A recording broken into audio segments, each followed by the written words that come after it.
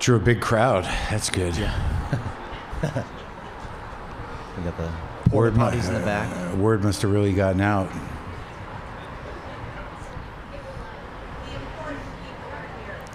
Well, thank God. You know, we need the important people here to make a difference. Hi, everyone. Thanks for joining us for the last day of our Dialogues and Decibels event. We are closing things out with Marc Maron and Stephen Feinartz. Thank you. Thank you. They've brought their documentary, Are We Good?, to South by Southwest. Thank you guys so much for joining us. Well, thanks for letting us headline. You know, it's pretty exciting to be closing it out. I'm just happy you're not putting things away as we talk. Yeah, they are. I think they are. I watched the previous special from Bleak to Dark, and it kind of felt like with that you were already entering this documentary territory. But how long has Are We Good been in the works? We started filming May 2021. Oh, wow. So, yeah, and he was building the hour through that time, and then we filmed the special end of 22. So, yeah, then we kept going. Like it's been a decade of work. We kept going. We kept Yeah. filming. We kept filming until, mostly till the end of 23, and then we were editing, 4 years of this guy following me around, pestering me with his camera. It's true. Well, you guys have worked together for a long time. You've been collaborating for a while. How would you describe your relationship at this point?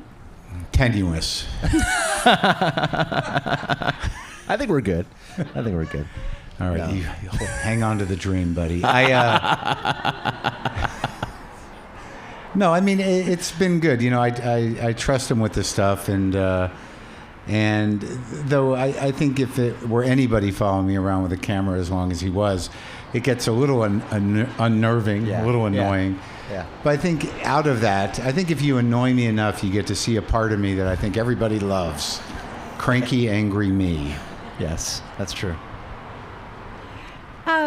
Marc, about a year ago, in an interview with KJZZ Phoenix, you mentioned that you don't really see yourself as having a stand-up persona, that when you look at your work, you don't look at it as necessarily there being a persona. Right. But after working on this documentary, looking back at your life, do you feel differently about that? Like, did a persona emerge? About the persona thing?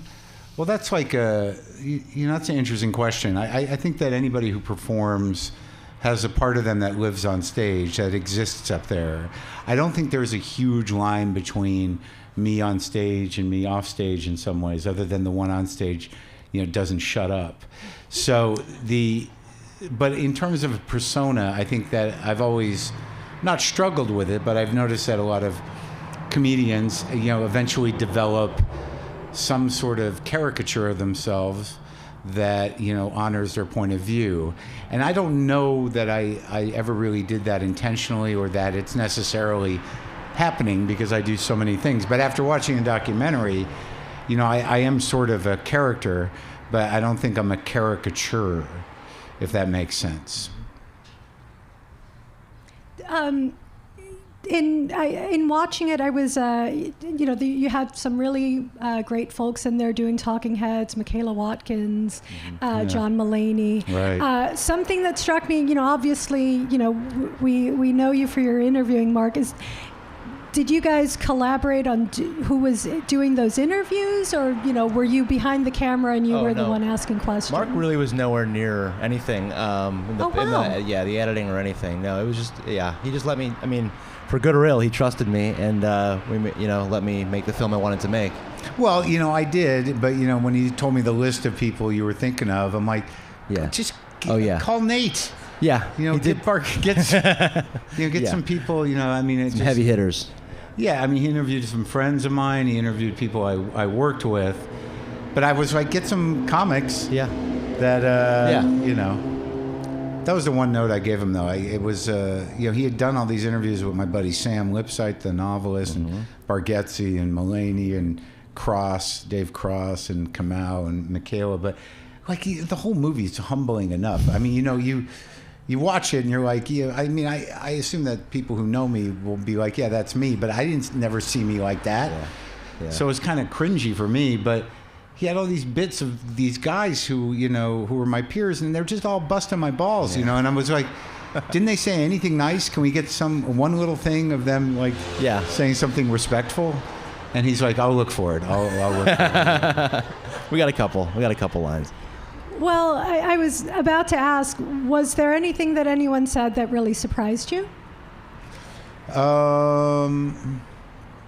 What are the people that I worked? The people he talked to? I mean, Patton Oswalt. People. You talked to Patton? No. Oh, sorry, no. Okay. Who am I blanking on? But maybe I didn't see the movie. David Cross. Sorry, Bargatze, Mulaney. Well, you mentioned that there are certain traits that you're known for, and those certainly come up in these talking heads. But when you were looking back at it, was there anything that somebody, any way that they might have described you that may have surprised you that they felt that way? I don't know. I mean, it's when your peers talk about you, sometimes you don't know what they're really thinking, and if you're like me, you assume that on some level they just put up with you.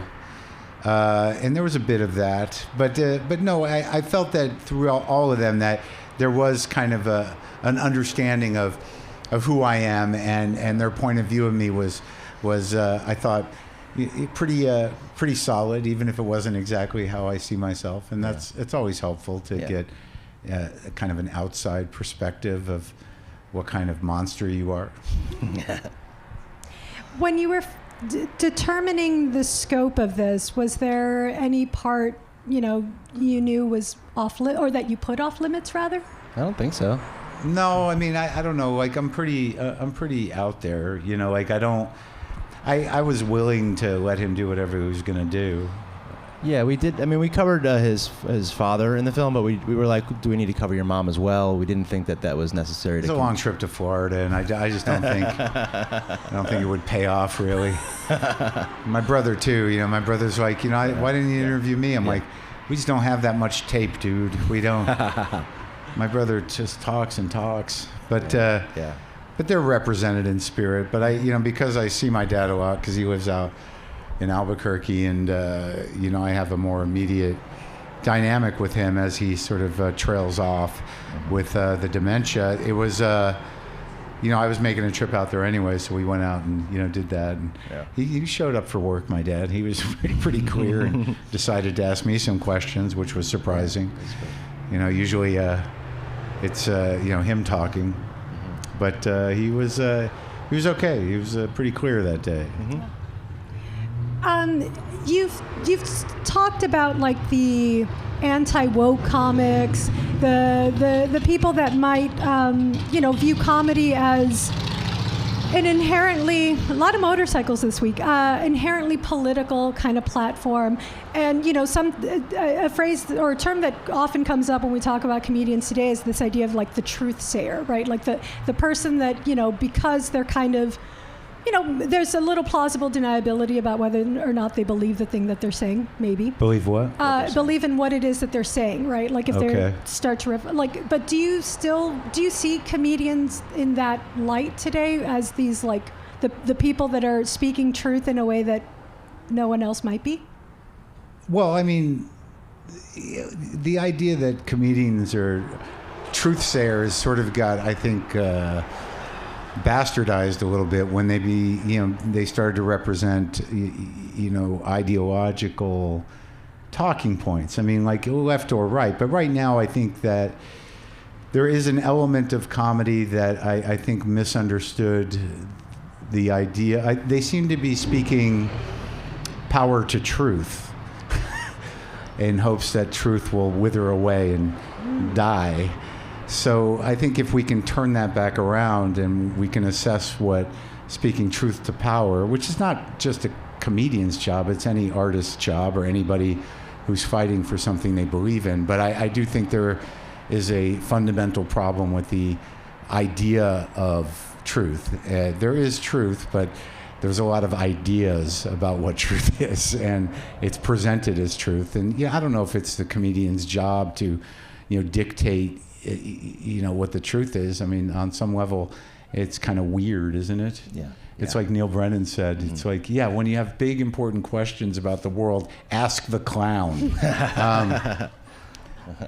But there is something going on with comedy in terms of division and tribalization, and there is, I think, a political apparatus at work that has co-opted a lot of these comics, whether voluntarily or they know what they're doing. I don't know. It might just be in it for the money, but it does dominate the culture a little bit, and it's not really great. I wouldn't say it's a great thing. Yeah.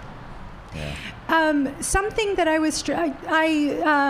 obviously am familiar with the podcast, but was a big fan of the show Maron. Yeah. And you must have been the only one. No, I'm kidding. AV Club, always big fans of the show.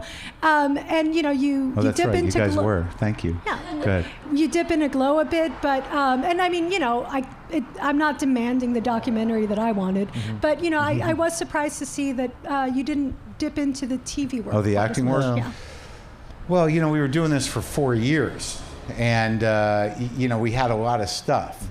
And the acting work is interesting that it is this other world, and it wasn't at the time of shooting this in the big picture, not as consistently part of my life as the podcast or the comedy it really is. And I think that the comedy has always defined me as a performer, and then the podcast was sort of the next chapter that really defined me. I think I've done some good roles, but I just don't think we could fit it all in. Yeah, and we also didn't want to overwhelm we wanted to keep the story pretty focused. And yeah, enough of Marc already. You know what I mean? We get it. He does a lot of things. Well, when I saw the episode tally for the podcast, I was doing the math. I'm because there is another podcast that's been on for 20 years. They just reached 1,000 episodes, and you're past the 1,600 mark. Yeah. With that. How much longer do you see that going?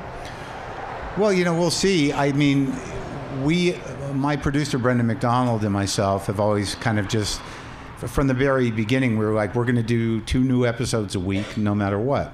And we've done that, and it's a lot. But I don't know. As long as we both want to keep doing it, we'll keep doing it. It's a lot of work, but I get a lot out of it. I think it's the bulk of my social life, really, is having strange celebrities of one kind or another come to my house and talk to me for an hour about things. I never really know what's going to happen, but it is a big part of my kind of